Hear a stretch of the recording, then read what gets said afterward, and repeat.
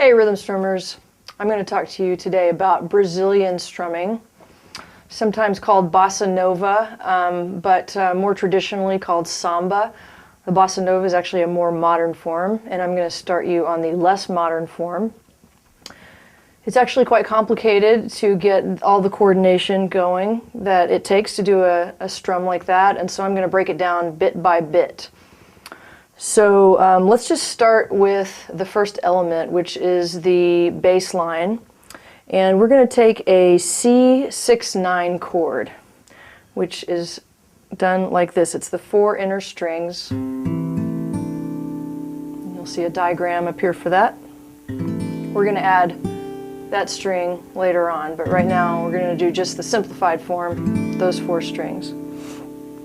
And then we end up taking the second finger sometimes and lowering it to from the 5th to the 6th string, but not here in the beginning. We're just going to work on the coordination right now.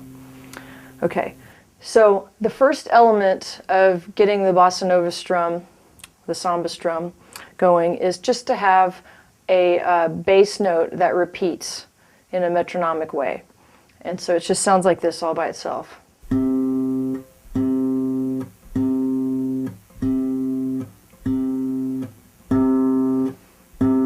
And if I'm going to alternate the bass, it's going to sound like this.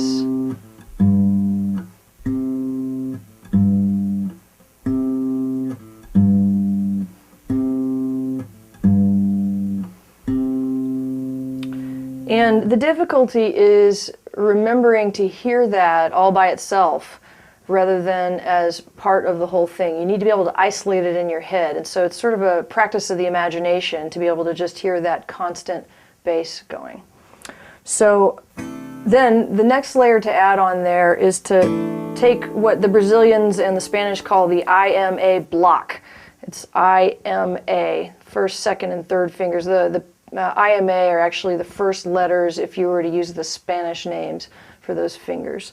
And so they talk about the thumb and the IMA block. The pinky comes in now and then, but it's not considered a really typical finger to use, and so it doesn't have its own special name, or if it does, I can't think of what it is right now. So we're going to just say thumb and IMA block.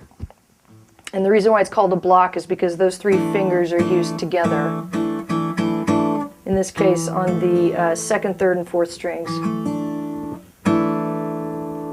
So what's going on is you have 2 independent parts here. You've got your bass and you've got your IMA block. And so you can start just by practicing those 4 together in a rhythmic way as if they're all one part. We're not going to separate the parts just yet. So why don't you join me on that. Get your C6-9 chord going.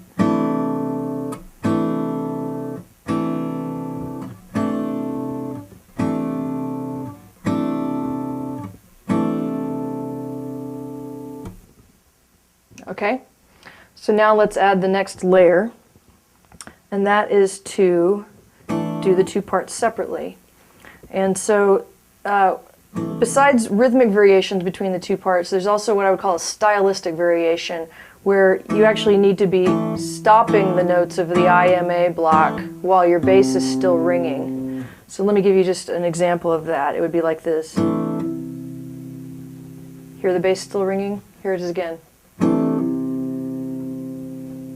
So go ahead and practice that, where you just take that 1 chord, you strike all 4 strings, and then put your IMA block fingers back on those strings, but leave your bass string ringing. It's that note right there. So it's like this. Okay, let's do it again. Again. Again.